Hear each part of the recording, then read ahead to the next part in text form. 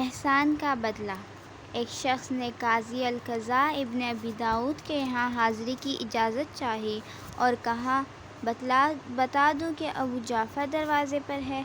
ابن ابی داؤد سن کر بہت خوش ہوئے اور اندر آنے کی اجازت دے دی۔ وہ شخص جب اندر آیا تو قاضی نے اٹھ کر اس کا استقبال کیا، بہت اعزاز و اکرام کے ساتھ پیش آئے، پھر انہیں 5000 دراہم دے کر رخصت کیا۔ کسی نے کہا، یہ ایک عامی شخص ہے، آپ نے اس کا یہ اکرام کیوں کیا؟ ابن ابی داؤد کہنے لگے کہ ایک وقت میں بہت تنگ دست تھا اور یہ شخص پہلے سے میرا دوست ہے۔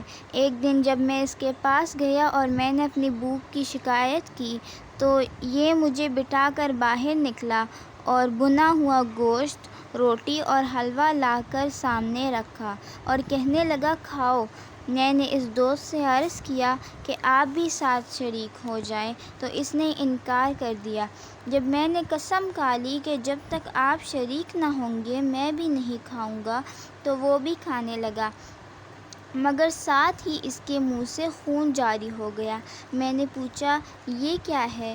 کہنے لگا، پرانا مرض ہے۔ میں نے قسم دے کر کہا کہ اس کی حقیقت مجھے ضرور بتلا دو۔ وہ کہنے لگا، آپ جب میرے پاس آئے تو میری جیب بالکل خالی تھی اور گھر میں بھی کھانے کو کچھ نہیں تھا، مگر میرے دانت سونے کے تار سے بندھے ہوئے تھے۔ میں نے اس تار کو نکال کر بیچا اور آپ کے لیے یہ کھانے کا سامان خریدا۔ یہ واقعہ سنا دینے کے بعد قاضی ابن ابی داؤد نے کہا، تو بھلا ایسے دوست کا میں کیسے بدلہ نہ چکاؤں؟ جزاک اللہ خیرا کثیرا۔